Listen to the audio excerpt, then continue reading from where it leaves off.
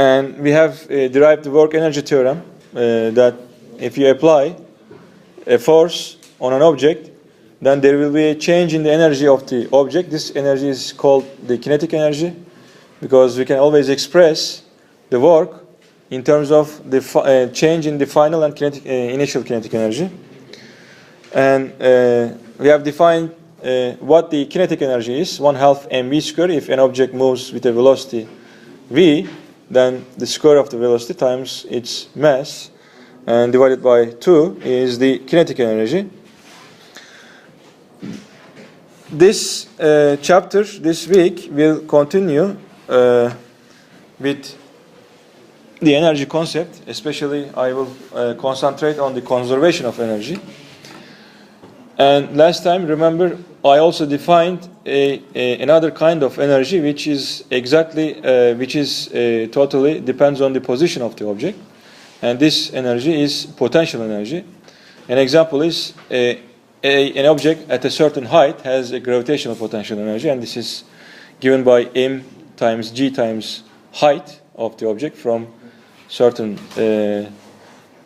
position.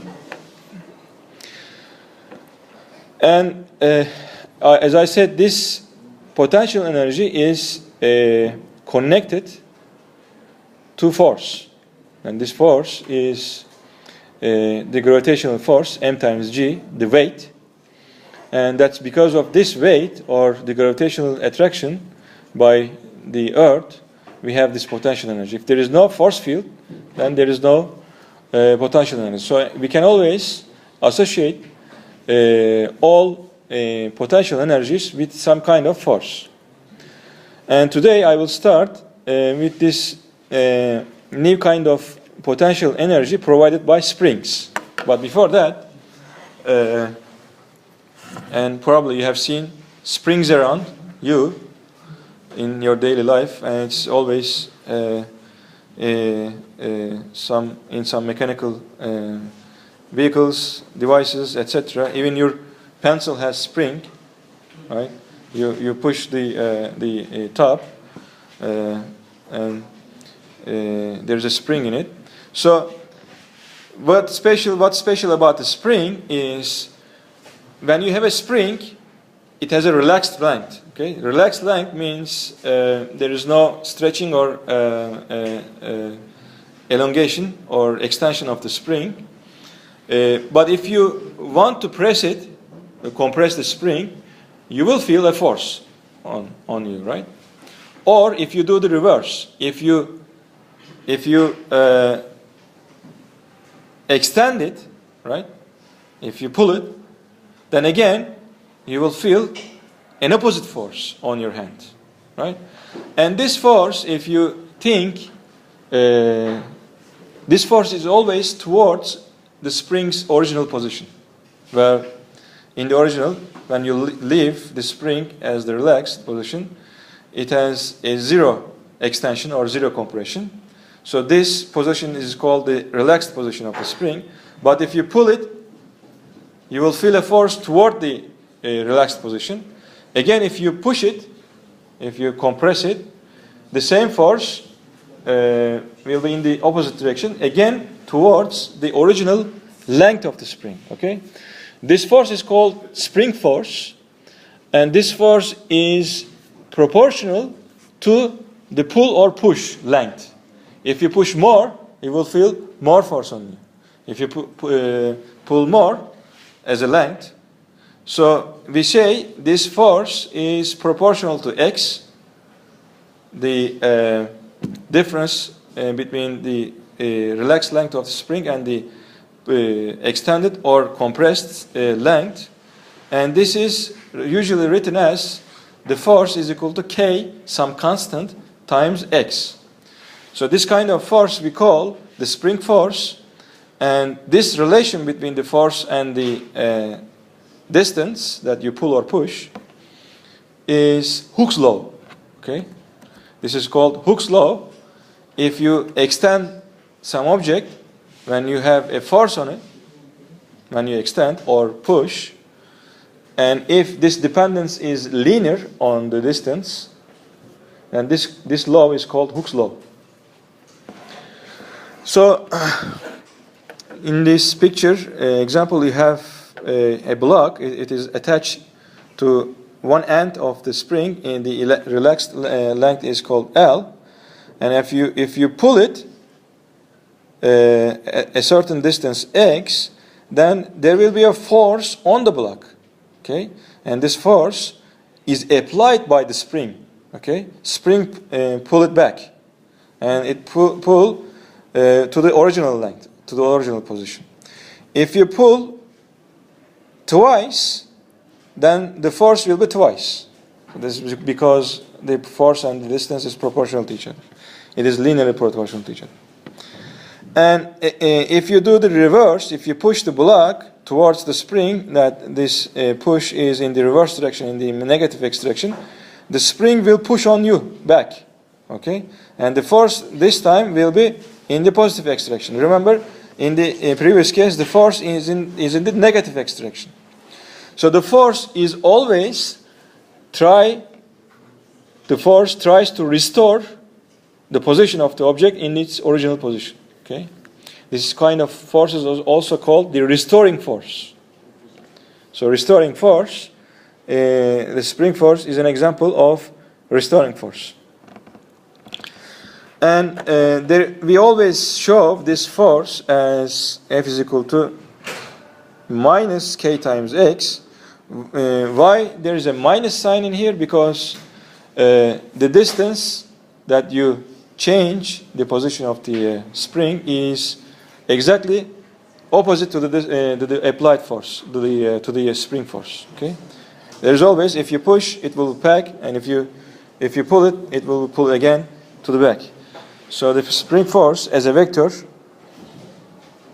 and we have this for the case of x, the unit vector in the x direction.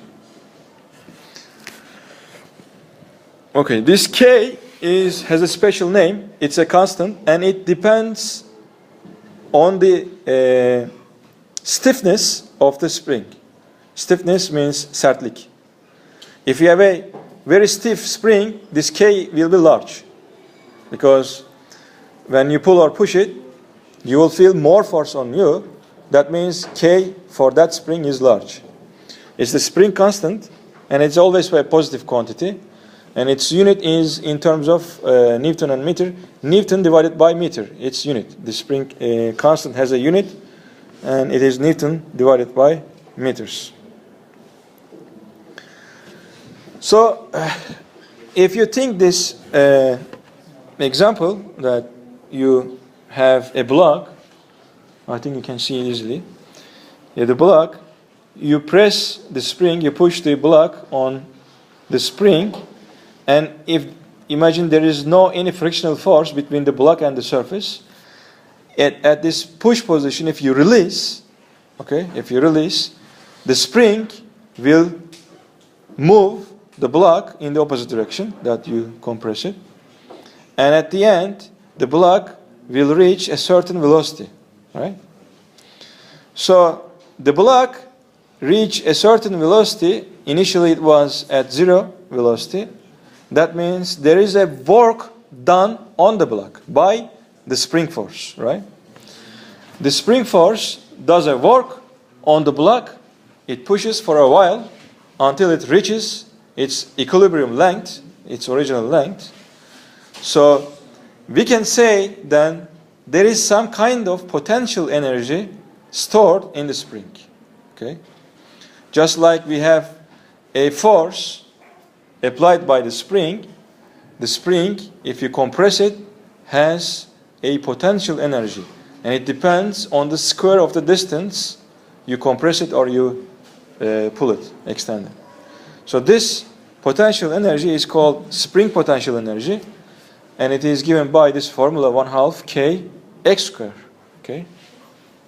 So whenever you compress a spring a distance x from its equilibrium position, or you pull it again at a distance x compared to its original position, then what you do is you store a potential energy in the spring. So this energy stored or provided by the spring is a conservative energy. because the force is a conservative force, the spring force, and that means all the energy problems, including spring, if there is no any frictional force or any drag forces, the energy is conserved in the springs. If you compress a spring, then you provide some kind of potential energy, and if you release it, this potential energy, that means, will be converted to kinetic energy, and this total energy is always conserved. Okay? Because when the spring goes back to its original position, and there will be no any stretching or compressing, there will be no stored potential energy in the spring, but this energy is converted to the motion of the object attached to the end of the spring as a kinetic energy. Okay?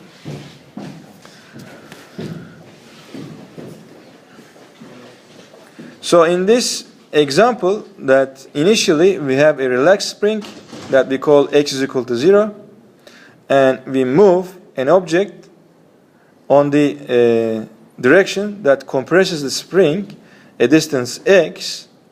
So in that case, this configuration, the spring and block configuration, has a potential energy.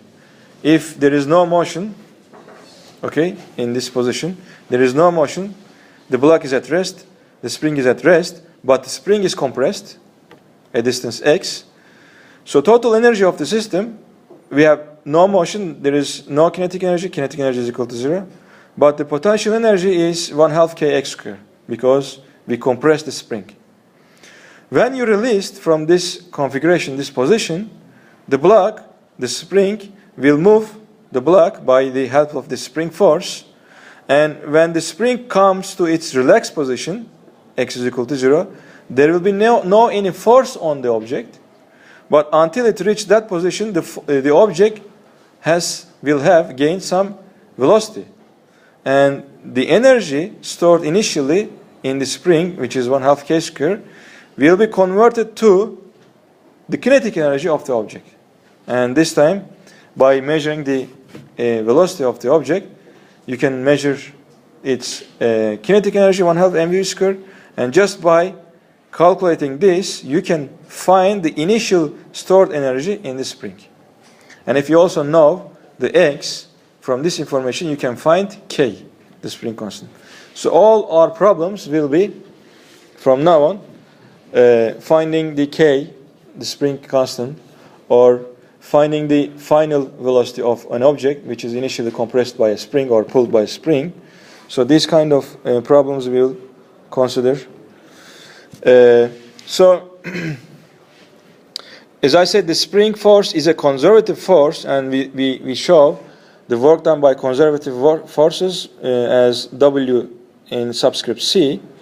So this is 1/2 kx squared, and this is the initial position and the final difference between the initial potential energy and the final potential energy. And for example, in this picture you see, initially we pull the spring by a distance of 2.25 centimeters, but later you push the spring, you bring to a final position which is compressed this time, a distance 3.50 centimeters.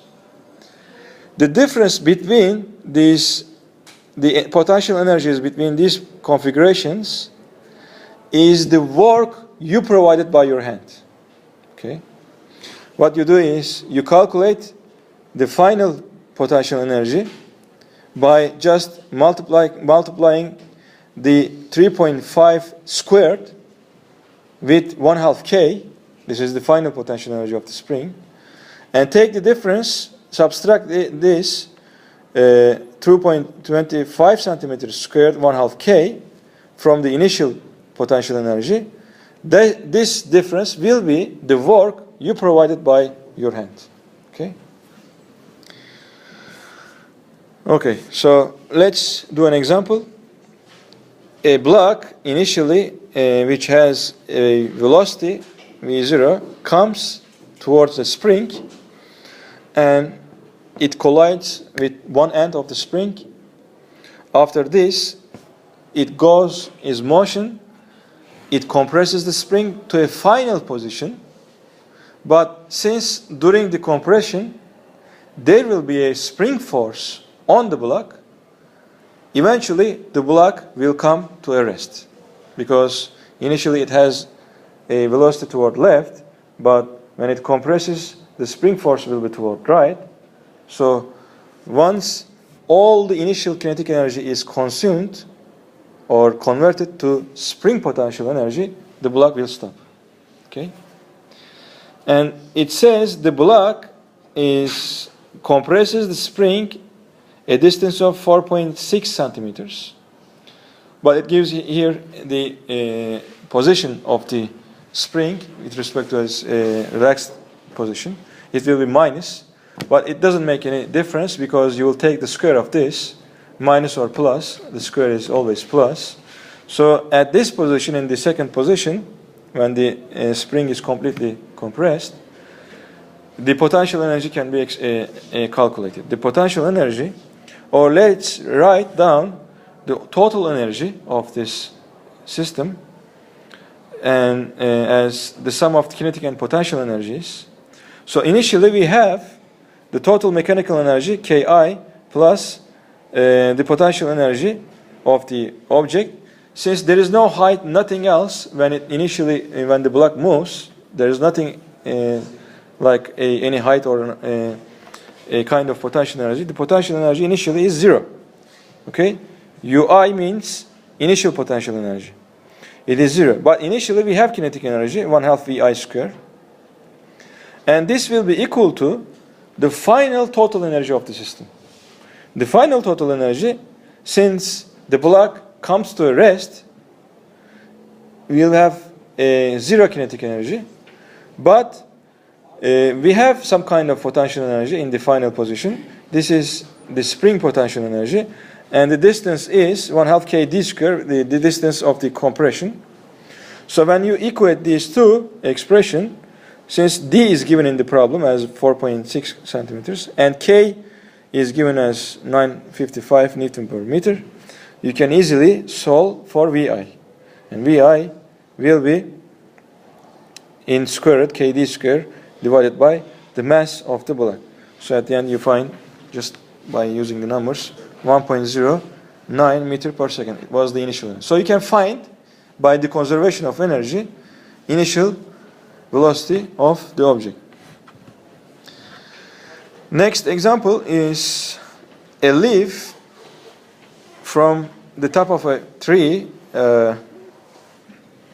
released, and the leaf reaches the ground from a height of 5.3 meters. And it touches the ground with a velocity of 1.3 meter per second. And the mass of the leaf is given as 17 grams. Leaf is a very light object, so it's why we have a very small mass. It says, what is the work done by all non-conservative forces? Okay. So as you can guess, again, we have kind of energy problem in here. But this time, there will be a change in the mechanical energy of the leaf, okay, yaprak. Initially, the leaf has a 0 velocity, so all energy is stored in the type of potential energy, gravitational potential energy at a certain distance height. This is mgh. But finally, the leaf reaches the ground with some velocity. Okay, you can think. This velocity can be found just by finding the final kinetic energy, 1/2 mv final square, equating the mgh. But the thing is, when you do this, you will see a difference. I mean, initial mgh, potential energy, will not be equal to 1/2 mv square. Mgh will be larger because there will be drag forces on the leaf, and you can find the work done by this drag forces on the air. Drag forces means yaprak ile havadaki sürtünme kuvveti. Sürtünme kuvveti yaprak yere düşerken belli bir iş yapacağından dolayı bu işi biz en baştaki enerji ve en sondaki enerjiyi hesaplayarak ikisinin farkını alarak bulabiliriz. So in the conservation of energy, the change in the potential total energy, this is usually denoted as delta E, must be equal to the work done by the non-conservative forces, direct forces, frictional forces, etc. So this change in the energy is E final minus E initial. What is E final? E final is when the leaf is at ground with velocity V final. So there is no any potential energy at the ground. So only the form of energy is kinetic energy. So E final is 1/2 m V final square. And we can calculate it because they are given in the problem. The final velocity of the leaf is given. But initial energy, EI, here, is just mgh. There is no kinetic energy because initially the leaf is at rest. We can also calculate this initial potential energy because m is given, gh is given, h is given. So when you take the difference, E final minus E initial, you will find the work done by the drag forces in the air. Okay? And you will see there is a difference between these final and initial energies. This difference is minus 0.8 around 87 joules. Why do we have minus change? Because the work done by all non-conservative forces, drag forces or frictional forces, is negative because it's opposing the motion. Okay? If you find a positive quantity, then that means you are doing something wrong.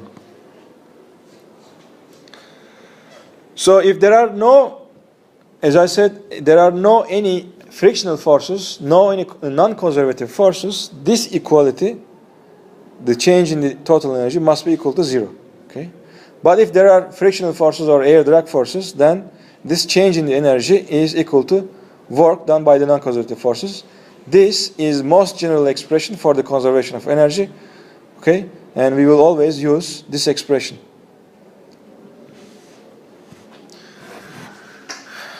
Another example with non-conservative forces, a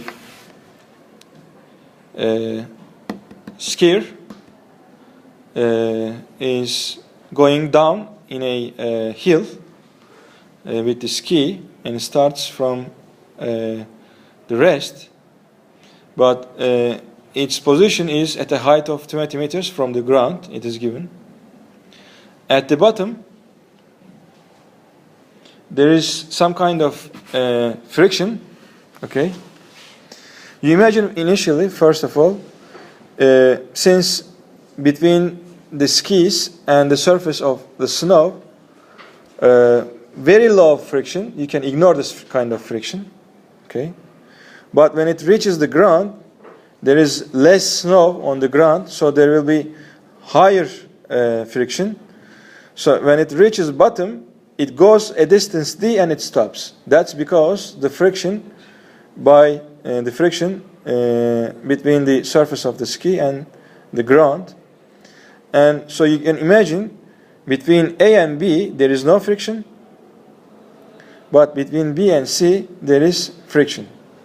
So the question is, find the skier speed at the bottom at point B, okay, when it starts sliding down from point A, from 0 velocity. And after finding this, how far does the skier travel on the leveled surface between B and C? It asks the distance d, because we have now friction. Let's do the first thing, the first part. Since there are no any non-conservative forces including in the first part, because between A and B there is no friction, then you can easily equate the final and initial energies of the skier at the top and at the bottom. At the top, the initial energy is as kind of potential energy, mgh, but at the bottom there is no height, and this potential energy totally convert to kinetic energy, 1/2 m v square. So from this information, you can easily find the velocity v. This is not v square. This is sorry, there is a mistake in here. There is no square here. V is square root of 2gh, and you can easily find by just putting the numbers is 19.8 meter per second. So the sphere reaches the point B with this speed. Part B says, how can you find this D? Okay. It says here, neglect the air resistance, but we have a kind of frictional force between the sphere and the surface of the Earth. So this motion between point B and C is a kind of constant accelerated motion, but the acceleration is negative because the sphere is slowing down. Okay. We know the final velocity because the sphere at the end stops, so the final velocity is 0. But the initial velocity is the velocity of the sphere at point B that we have already calculated from the first part. And what about A? Okay, the acceleration. Of course, the acceleration will be the force of friction divided by mass m, because the force of friction is mu k times, right, n mg, right? So we can write down this A, the force divided by mass. It's always true because from the Newton's second law. And we know that Fs is mu k times n times mg, right? Sorry, we have m here. We replaced Fs as mu k times, mu k times n, and the denominator m here goes to up, the numerator. So at the end, we have an expression for D in terms of gh, the mass of the sphere, and the frictional coefficient mu k with the, between the surfaces, and the normal force. And the normal force n is always m times g because the sphere goes parallel in the surface. When you look at this expression, there are lots of cancellations. First of all, masses will cancel because we have at up and down m's. We have also cancelling g's. So we are left with h and mu k. And h is given, the height, 20 meters. Mu k is also given in the problem that I haven't said. Yeah, it is given in the problem. The friction coefficient is 0.21. So D you can calculate as 95.2 meters. You can do this by using also the work energy theorem, because the change in the energy must be equal to the the force of friction times D, and this must be equal to 1/2 mv square, because all the energy must be consumed at the end by the friction. So you can always use this work energy theorem to solve the problem. Again, it's the same thing. So let's do one more example and we'll give a break. We have this time a spring block configuration, but we have this time a friction between the block and the surface, and the K is given, the spring constant of the spring is given, the mass of the block is given, and initially it says the surface of the block rests upon a frictionless. Well, there is no friction, it says. If the block is pulled 0.05 meters and released, find the speed of the block when it reaches the equilibrium point. Okay, let's do this then. So if you pull the spring, okay, if you pull the spring, you will provide a kind of potential energy to the block. Okay, this potential energy is spring potential energy, and 1/2 k x square. X is given. When you release the block, of course, the spring will move the block, and the block will have some certain velocity, and this velocity will provide the block a kinetic energy, and this velocity can be found by solving this equation for V. And if you solve for V0, that will be V0 square is kx square divided by m, and everything is known. Initial position is known, k is given and mass is given. So you can find the velocity of the block as 0.447 meter per second. But if you want to know the speed of the block when x is equal to 0.025, okay, not 0. In the previous part, we found the speed of the block when x is equal to 0. But this time, what if I want to find the velocity when x is equal to not 0, but again still we have some kind of elongation in the spring, but this time 0.05. So the final configuration of the block and spring is the block has some velocity and the spring has some kind of potential energy still, because the spring is not come to its equilibrium point. So initial position, the initial energy again is 1/2 kxi squared, but the final configuration that at the final position the spring has still some kind of elongation, and it is given 0.025 meters. So in the final configuration we have both kinetic energy and the potential energy stored in the spring. Okay. So this time, as you can guess, the velocity will be less than the previous one, because we have still some kind of potential energy which is not converted to kinetic energy. So you can solve this for V. This time we have this difference, the initial potential energy in the spring minus the final potential energy in the spring, because in the final position we have still some kind of stretching in the spring, and it is given 0.05 meters. So k divided by m, xi is 0.05, x final is 0.025. If you take this difference, put the numbers in it, you find a less velocity, 0.387 meter per second.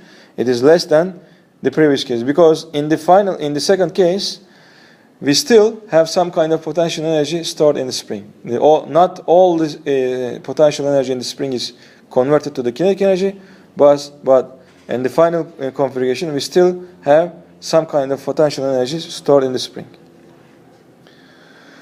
So in the last case, what if we have a kind of friction between the block and the surface?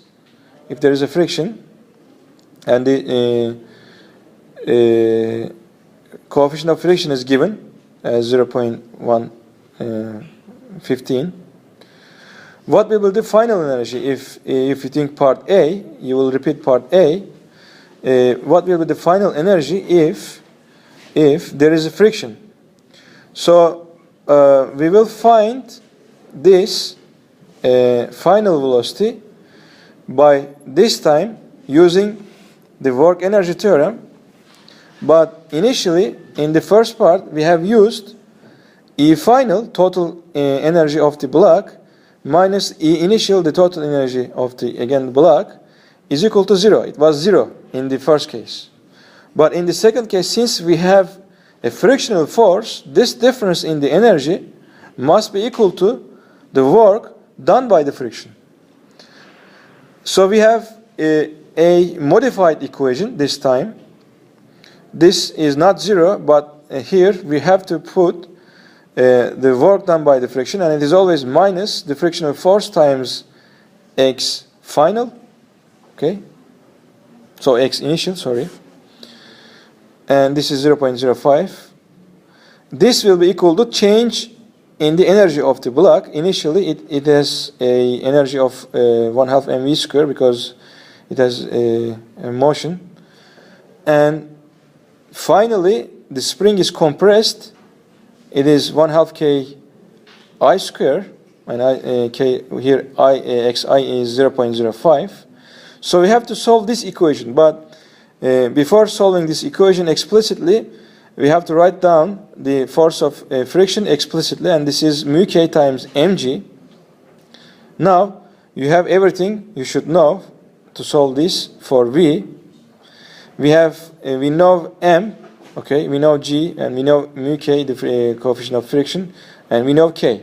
So if you solve for V0, this equation, and you find this time even less than in the previous cases, the V0 will be 0.23 meter per second. Remember, this V0 was 0.44 meter per second in the first case because we didn't have any friction in the first case. So some of the energy is consumed by heat, consumed by the frictional force, and this energy in fact is converted to the heat of the heating of the surface. Okay, if you have a question you can ask. So there is always one equation that we use solving energy problems. If there are no any frictional forces, the total change in the energy must be equal to 0. But if there are frictional forces, this change in the energy must be equal to the work done by the frictional forces. So you can always use this formula for all kind of energy conservation problems. Let's give a break, 10 minutes, and we will continue.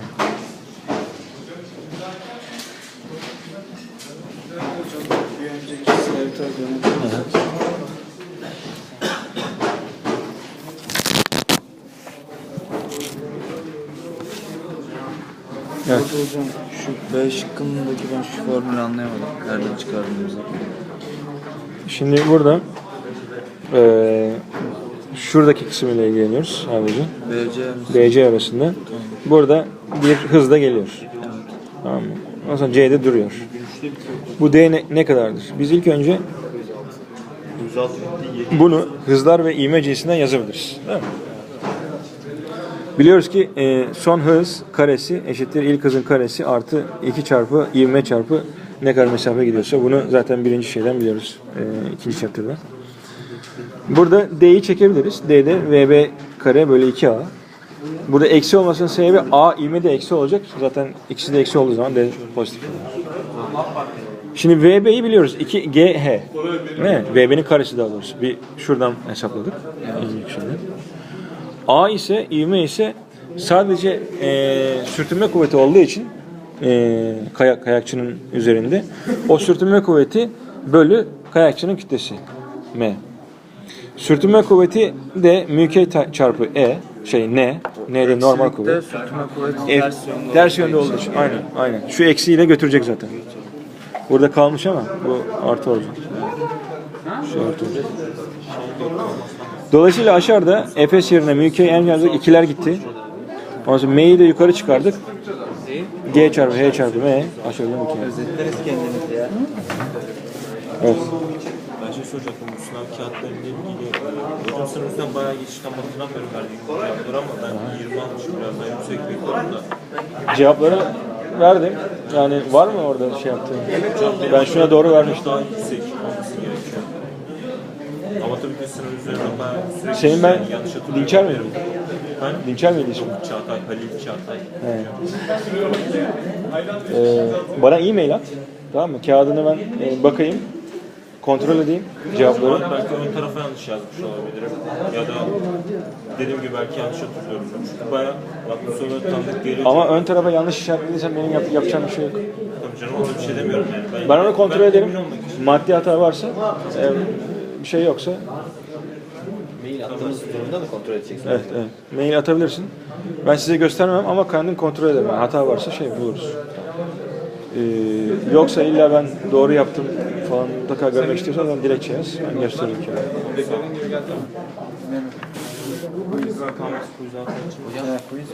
quizin altına yazma ihtimaliniz var mı? Yok. Altı bit. So another example in applying the conservation of energy. We have two blocks. They are connected to each other by a string. And one block is on the table of on the top of a table, and the table has friction between the block and the table.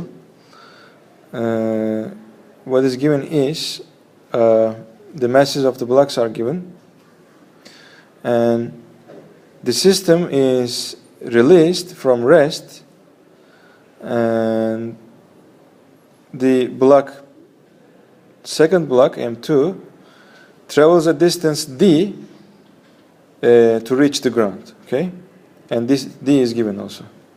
D is 0.5 meters, and the frictional coefficient is given between the first block and the table. The problem is, what is the speed of the block just before it hits the ground? Okay, so when you release the system from rest, where M2 is just d above the ground, and of course because of the gravitational force, the weight of the block B, or second block, it will move, and it will move to the ground with a speed, some final speed. Of course, it will hit the ground with that speed. The question is, what is the speed? But the thing is, you can think that you can apply the conservation of energy, because initially, when M2 is at D, at a certain height from the ground, it has a potential energy, right? And this potential energy will be converted to kinetic energy, and the kinetic energy is related to velocity by 1/2 mv square. So but since there is a friction, our equation will be this: the work done by non-conservative forces equal to the change in the total mechanical energy. And this work done by conservative force is equal to the frictional force between the first block and the table times d, because when the second block falls a distance d, the first block will move a distance d, right? And the frictional force times d will be the work done by this non-conservative force. And this will be equal to mu k times n times d. N is the weight of the first block. So we have an expression for the non-conservative work, minus mu k m1 gd. What about the energies? Okay. The initial energy of the configuration is, since initially m1 is at a height h, because see, we have this h from the ground is the vertical position of the first block. The first block has some potential energy, m1 gh. The second block is above the ground by a distance d, so m2 gd is the potential energy of the second block. And initially we don't have any motion of the block, so initial kinetic energies are 0. So this is the total initial mechanical energy of the system. And we will write the similar thing as for the final position of the objects. The final total energy is, at the final, since m1 still is on the top, it will have still the same potential energy, m1 gh.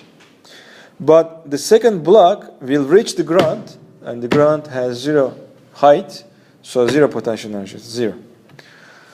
And m1, when the block m2 hits the ground, will have an velocity, right? With the same velocity with the m2, because since they are connected to each other by a rod, they will move with the same velocity. So the final kinetic energies are 1/2 m1 v square and 1/2 m2 v square. So the question is to find actually this v squares, or velocity. So this is the final total mechanical energy. And the equation is, let's take the difference of these initial and final energies. So when you take the difference, this m1 gh will be cancelled, because one of them will be minus. And final, we have the total kinetic energies. And initially, we have m2 gd, which is the potential energy of the second block. So this is the total change in the mechanical energy. Okay. And let's write down everything explicitly. This change in the mechanical energy is equal to the work done by the friction. And we had already written down this expression, mu k m1 gd.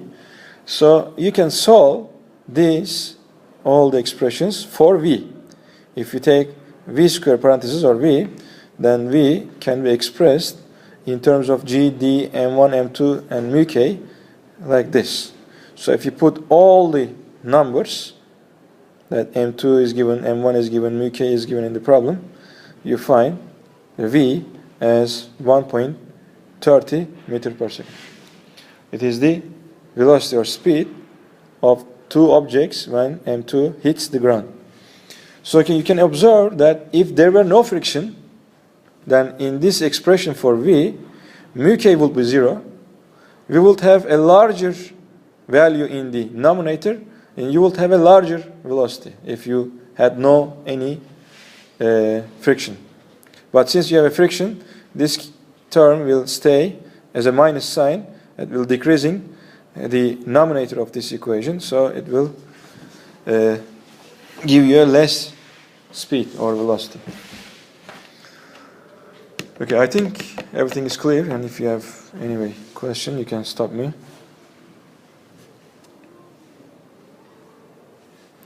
All right, let's concentrate on the next example. So as you see, we have a jumper, and jumper has an initial height from the ground h plus d, where the platform has this plane and connected to it a spring that when the jumper hits this table or platform, she compresses the spring in between the two planes. So the question is, this acrobat is given that his mass as 50 kilograms. And initial height is 2 meters, okay. Height is 2 meters. And by what maximum distance does she compresses the spring? Okay. So there are no any non-conservative forces, no friction in this. Okay. We ignore the air friction, everything. So the total energy is conserved because remember we had this most general expression, the non-conservative forces, work done by non-conservative forces, E final minus E initial, the total change in the energy. Since there are no non-conservative forces, this is 0, and we have exactly this equation where initial total mechanical energy equal to the final mechanical energy. But here you have to be careful when writing down the initial and final energies. Initially she is released from rest. So initially she has only potential energy with respect to ground. But she is at a height from the ground, not h, but h plus d. Okay? Because d is also the thickness of this spring. Right? So if you want to write down the potential energy from the ground, where the spring is completely compressed, then you have to add also d to its initial potential energy. So the initial energy is, since she has 0 velocity, the initial energy is only potential energy, and the potential energy is mg h plus d. Okay, I think this is clear, right? So we have to also add this d, because the spring has a height also, right? When she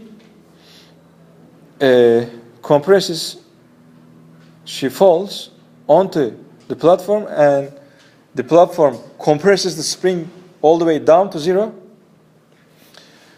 The final height of the acrobat will be 0, right? Because she reaches the ground. But does that mean that the final potential energy is 0? She only has a final gravitational potential energy, 0. But since she compressed the spring a distance d, she will have at the final position kind of spring potential energy. So you have to include this potential energy in the spring to the other side of the equation, because she is at rest here, but since she compressed the spring, she has some kind of potential energy. And if you in fact observe the motion of her right after she compresses the spring, you will see that spring will push her again up, because there is some kind of energy. So this is the equation that you have to solve, and if you solve this for D, because the problem is what is the distance that the spring is compressed, so you find D, and this is a quadratic equation, and you know how to solve a quadratic equation, right? It's like ax squared plus bx plus c, so you have to find the discriminant and everything to find the solution. D is equal to 0.56 meters if you put the values. Any question?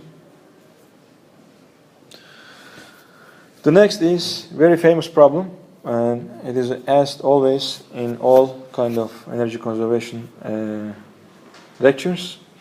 We have a roller coaster. Okay, roller coaster is a track, and some part of the track is actually a circle that probably you have seen, or maybe you have ride this kind of roller coaster in amusement parks. Luna parklarda işte şu araç var, tam bir tur yapıyor. So you release an object from point A. Since it has some kind of potential energy, it will fall down, and it will reach with some certain kinetic energy point C. Point C is at 0 ground, so C has 0 potential energy. But since it has some velocity in here, it will enter with that initial velocity to the circular track, and if it has enough energy, it will circulate this track without falling down at top. Okay, if it has a certain minimum energy, so it will go and come to this point again. It will move to the other side of the track. So the question is, what must be the object's initial height from the ground in terms of the radius of this track, circular radius of this track? This track has a radius of r. So you will find h in terms of r for the object in order to complete this circular track without falling down, or without leaving the track, in fact, without leaving the track and continuous motion. So it's again energy problem, an energy conservation problem, because we have height, we have speed, we have kinetic energies, potential energies, but you will ignore the friction in here because the friction is not included in here. So you can always oil the tracks so that there is a minimum or very low friction. So we ignore the friction. That means if you think these points A, B, C, D, right top of circular track, all the total energies at these points must be the same, right? And initially the object is released from rest at point A. That means it has only a potential energy, mgh, if point A is h above the ground.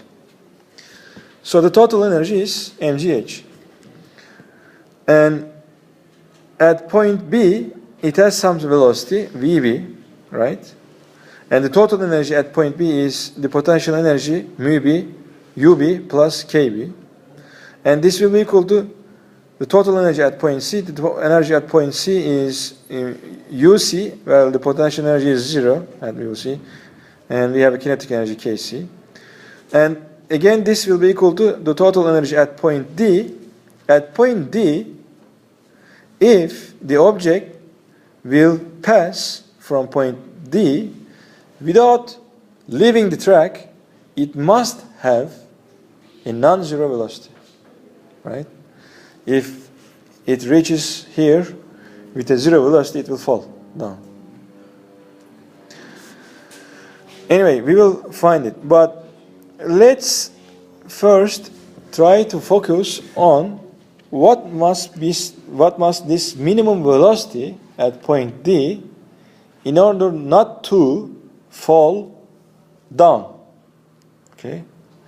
Because at point D, if it has a non-zero velocity, then the object and the track must have a contact force between them, right? And this contact force is, in fact, the normal force. You see here, the object, this is point D, the object is here, and the normal force, also its weight, mg, are in the same direction, right? Because normal force is always away from the track, so the normal force and mg are in the same direction. So we have to express a expression for n in terms of its velocity. If the object will not fall down at here, the normal force will be a non-zero value, right? The normal force, if the normal force is equal to 0, right at that point, that means the object is about to release the track, because normal force is 0. So you can find the minimum velocity that makes this normal force 0. But what we know about n, mg, and the speed of the object at this point is if you write down the Newton's second law at this point. Okay? If the object has some certain velocity on a circular track that we all know from the 2 previous lectures, it has a radial acceleration. And this radial acceleration in terms of the speed is v squared divided by r. That you know, right? From the applications of Newton's law for the circular motion. V squared over r is the value of the radial acceleration at that point, at that instant. And we know that if you multiply it by mass, it is the force, and this force will be equal to the net force on the object. The net force on the object is its weight, mg, down, also the normal force down. And if you take upward direction as plus, these two forces will be minus. Minus n minus mg is equal to minus mv squared over r, because the acceleration is also down. So everything is minus. So you can express n in terms of v, m, r, and g. Okay, if you solve this equation, at that point, n is equal to m times v squared over r minus g. You will remember this expression in the circular motion applications. So if the normal force is equal to 0, or if the normal force must be larger than or equal to 0 and the minimum value is 0, then v squared over r must have a minimum value of g. Unless v squared over r is equal to or larger than g, the object will fall down. Okay? So we know now v squared over r must be larger than g, or at least equal to g, at point D. So let's write down then the energies at point A and at point D, because the energies must be equal to each other at these points. So at point A, energy is mgh, and at point D, the energy is mgy, but y is 2r, right? If you put y is equal to 2r, then you can express v squared in terms of 2g h minus I, and if you put y is equal to 2r here, you will get v squared is equal to 2g h minus 2r. So since this v squared must be at least equal to rg or larger than rg, you can find an expression for h.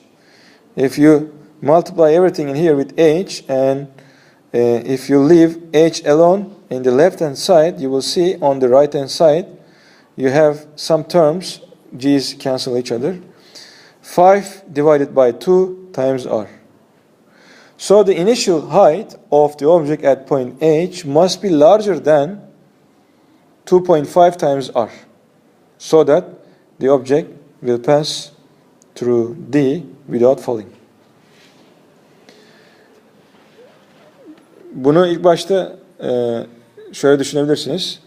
Bu yükseklik, D'nin yüksekliği yerden 2R olduğuna göre buradan 2R'den bıraksam yeterli olur diye düşünebilirsiniz. Ama 2R'den bıraktığınız zaman D'de hızı 0 olacak. Dolayısıyla düşecek.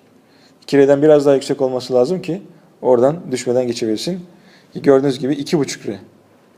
Yani 2,5R en az yükseklik olması lazım ki buradan düşmeden geçebilirsin.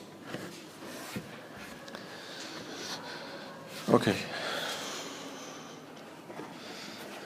So we move on with this chapter with a new kind of physical expression which is called power. And we can in fact do same amount of work, right? You can do same amount of work with your friend, but you can finish this work in a less time than anybody else. That shows your power. Okay, you might let's say move an object at a distance height in 1 second or 2 seconds, whatever. Somebody else may move the same object at the same distance height in 1 minute. Okay. Since you do this same work in a less time, then you are said to be more powerful than the other. So we define the power as the work done divided by some time, okay, some duration of time. Work done per unit time is the definition of work, and this is the average power. Definition of power, and this is the average power, work divided by the delta T, the total duration of the time of that this work is done, is called power. Power has the unit of joules per second because the work has unit of joule, but we call this joule per second a special name watt. Okay, it is watt. 1 watt is 1 joules divided by second. That means you do 1 joules of work in 1 second is the definition of 1 watt. In terms of kilograms, meter, and second, this is given by this expression. If you write down explicitly the work or power done by a force, okay, then you express the work done by the force, and it is simply the force times distance that we already have defined as the work, divided by T. But if you think this ratio, D, the distance, divided by T, is nothing but the velocity, the speed, average speed of the object. So the power, if provided by a constant force and a constant velocity, can be expressed as the force times the velocity. So you can express the power both in terms of work and time, or the force and the velocity. But you may say that, okay, if you if the force is powerful, then this force must be multiplied by velocity. But this velocity, the object of the velocity of the object, how can the velocity object will be constant if you apply a force on it? Because this is the average velocity and it is constant, and its force is constant. Well, the thing is, you may push a box or an object on the level surface, right, with some certain force, but the object may move at a constant velocity. So at that time, you provide exactly the equal amount of force, which is the force of friction, because the object and the ground has a frictional force, so that in that case you can easily measure your power right? By measuring the speed of the object that you push. That's it. Okay. So, in cars, most of the time, cars are measured by horsepower, right?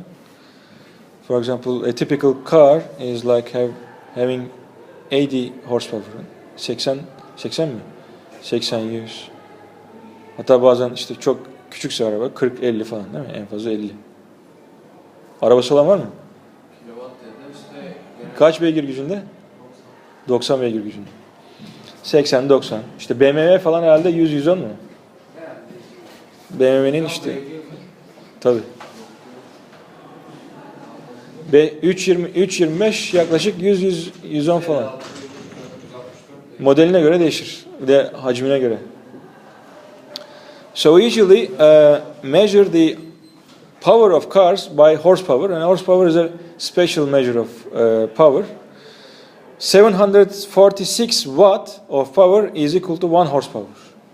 So one horse has a power of 746 watt. That means 10 kilowatt işte 1.33 horsepower eşit. Kilowatt 1000 watt. 1000 watt bir kilowatt.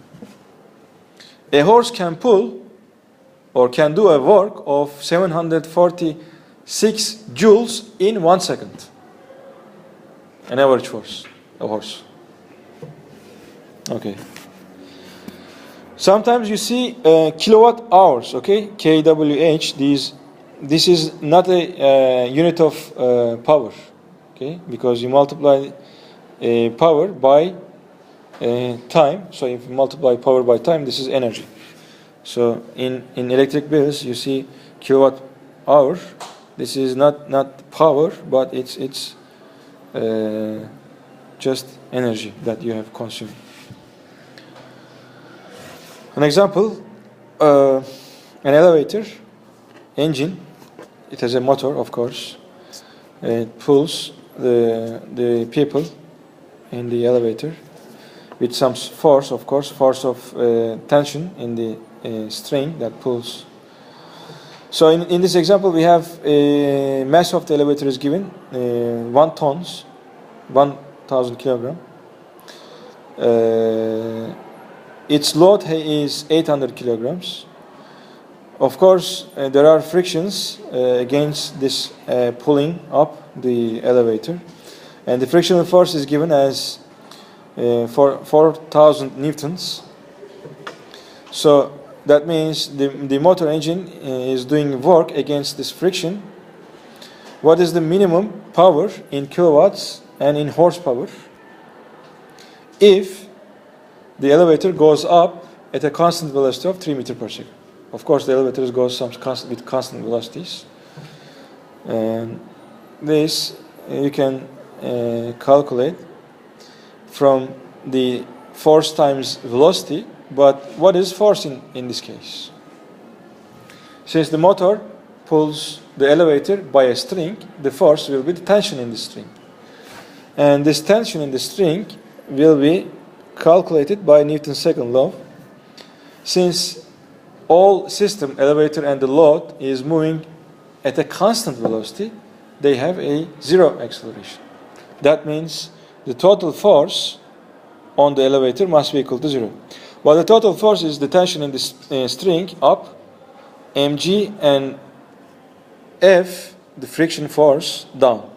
So you can calculate the force as the load, weight of the load, total weight of the elevator plus the frictional force. So why it is given the frictional force? Because you have to add this frictional force to the weight of the elevator, and everything is given weight, the masses are given, the force of friction is given. So T can be calculated, or you multiply this T by V, mg times F, and masses are 1.8 thousand kilograms. 4,000 newtons is the frictional force. You multiply by 3 meters per second, you find the power of the engine of the elevator motor. So it is 64.8 kilowatts. If you convert to horsepower, then you divide this by 746 joules, it is 86.9 horsepower. It's a typical power of a elevator engine. 86 tane at bağlarsanız sizi çeker. Bu kadar yük. Tabii ne kadar ama yani bir saniye. Saniyedeki bu şey. Okay. Another example is you often see some speed boats on the water. They go with some speed, but even if they go at a constant speed,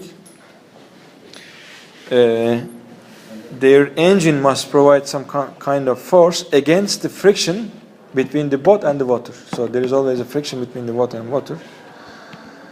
A problem says the average power of a speedboat is given. Need to go from rest 20 meters per second in 5 seconds. So this power is enough to make the speed of the boat from 0 to 20 meters per second in 5 seconds.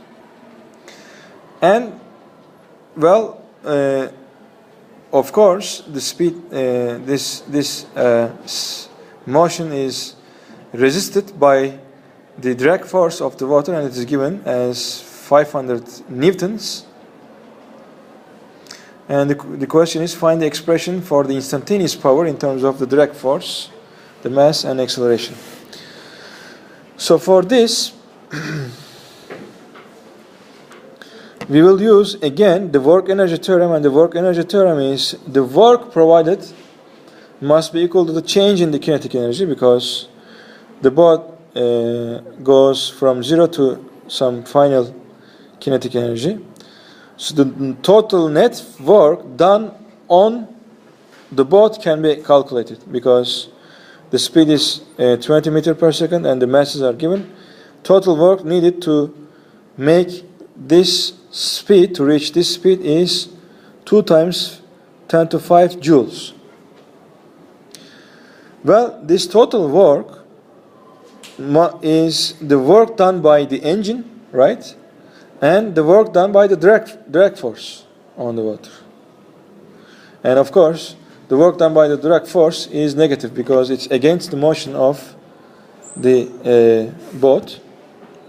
So we should write this as the total net force, the work. Well, we have to express the work of the engine, right? Because the problem says what is the instantaneous power of the engine. So with this equation, you can solve for the work done by the engine. Okay, this is engine. Must be equal to total work minus the drag force. But since the drag work is negative, we have 2 minus sign in here, so we have the engine, the work by the engine is the total net work plus the frictional force, the drag force, times delta x. But how can we find this delta x, right? The drag force is given, it is given as 500 newtons, but we have to find also the delta x. So the boat reaches this speed in 5 seconds, and it is given the final and initial velocities. We can use either v is equal to at, because we can calculate a, and the final velocity is 20 meters per second, and the total time is 5 seconds given. A can be calculated, and once you calculate a, you can use v squared is equal to 2 times a times delta x formula, and delta x is equal to v squared divided by 2a. V is 20 squared divided by 2 times the acceleration.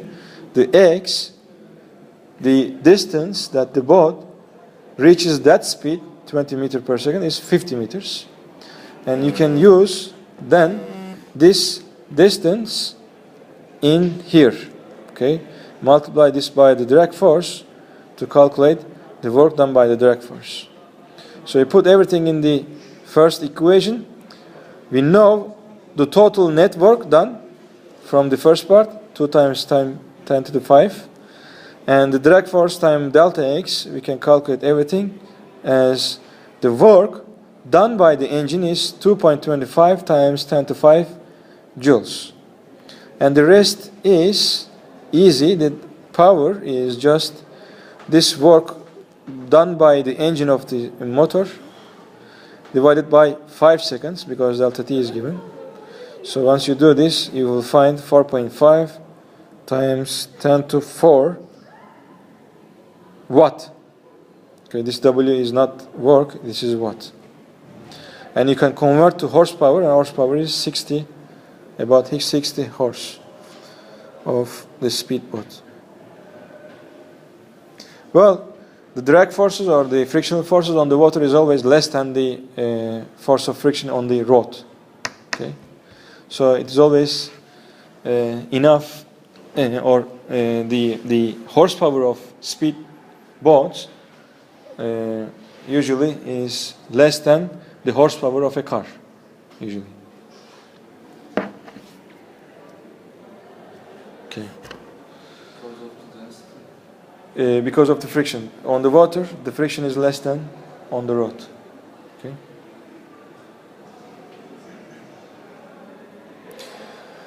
So I will finish this chapter by the work done by variable force. So far we all seen the work done by constant forces. But what if the force changes with position?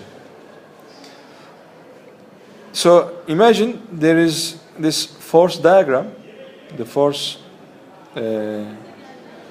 graph on an object, where the object changes its position from x1 to x2, and the force is constant, and we calculate the work done by this force by multiplying the force by the distance d, right? But on this graph, in fact, the work is nothing but the area under the curve, this constant force curve, right? Multiply the force by a constant force by this distance is nothing but you're calculating this area, right? The area of the force versus position curve gives you work. Well, if the force is changing with respect to distance like this, you can still calculate the work done by moving from the initial position to the final position by just calculating this area under the curve. And this is integral, right? Probably you have seen in calculus, if you want to find the area under a curve, right? If you know this curve as a function of x, then the area under this curve is nothing but the integral. The area is integral from going xi to x final fx dx, right? So if the force is changing, then we can do the same. Yeah, let me show in here, or let me write in here. Okay. Then, if, for example, your force is in the x direction, then the work in here is equal to the force, the x component of the force, times dx, and the limits of the integration is from xi to xf. So if you are given the force, for example, F is equal to some constant times x, you can easily calculate this integral, right? Integral of x is, if you put this, c times x dx, it is nothing but c times x squared divided by 2, and you have to evaluate this in xi and xf. Okay. So as an example, we have this spring force, right? The spring force does a work, but this force depends on the position, right? Because the force is equal to K times X. And the work done by the spring force is, if you just write down Kx and dx, then if the object goes from initial position xi to the final position, and if for a special case let's put xi as 0, then a final as x, kx dx, this is nothing but 1/2 k x squared. That's nothing but the spring potential energy, right? So we have just found the spring potential energy by using the work formula. That's it.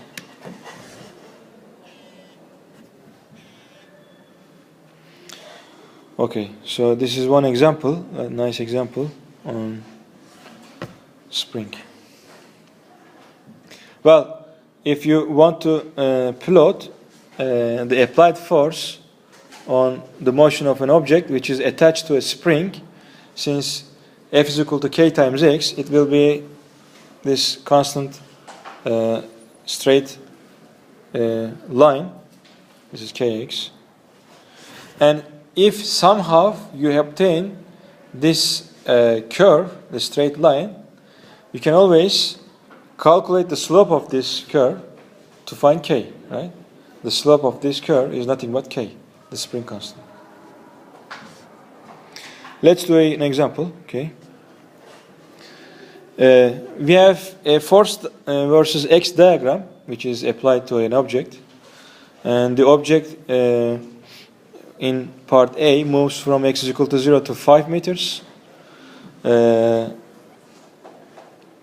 With the application of a variable force, as you see, the force is changing during this displacement from 0 to 5. And then the force is constant during the motion of the object from 5 meters to 10 meters.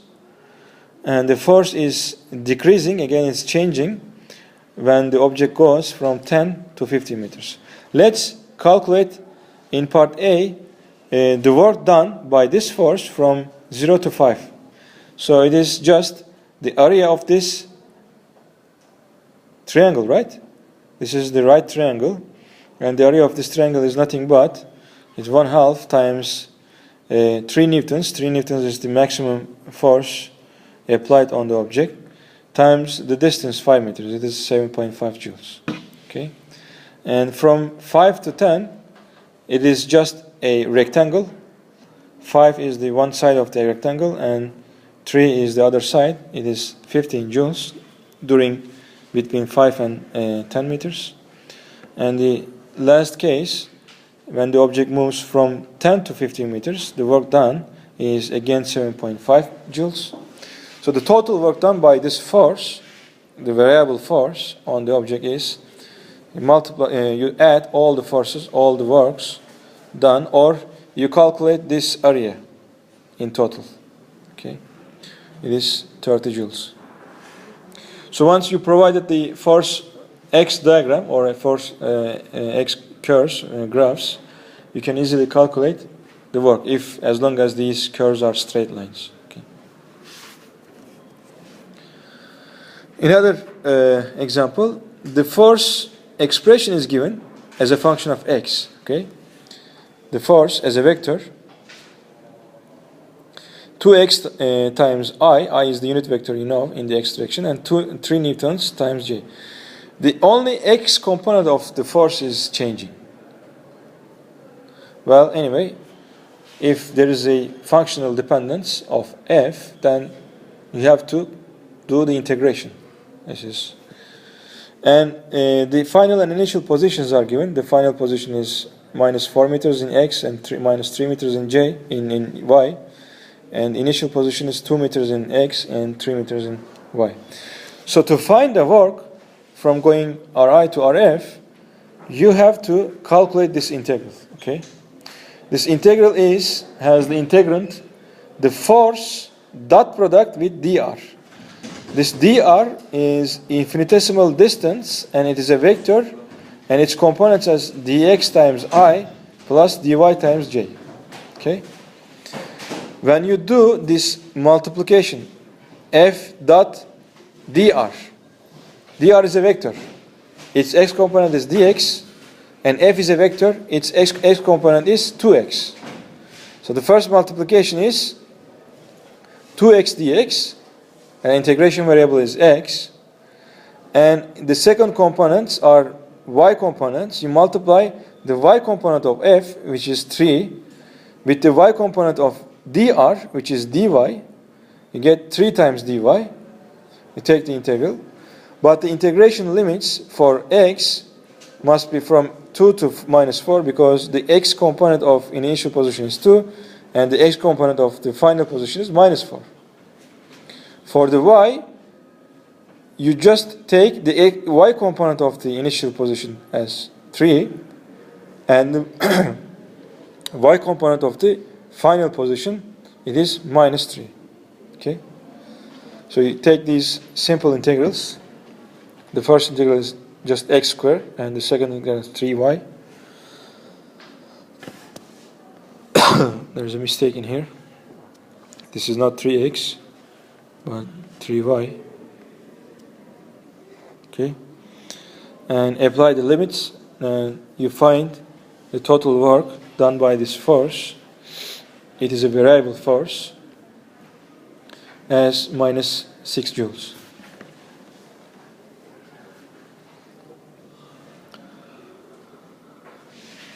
Okay, what time is it? I think we should stop here.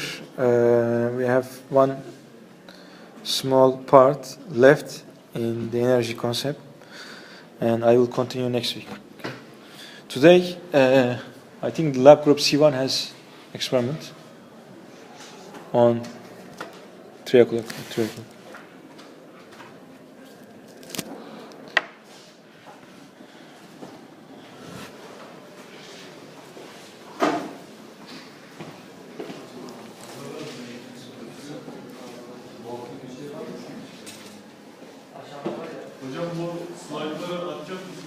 Evet, atıyorum.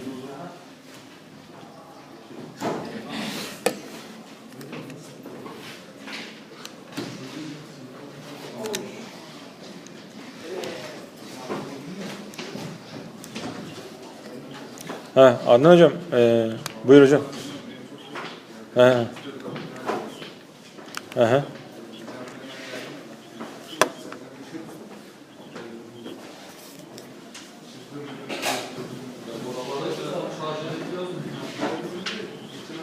Evet. Budur hocam, evet. Tabii, evet, bu böyle. Aynen, evet. Aynen, doğru.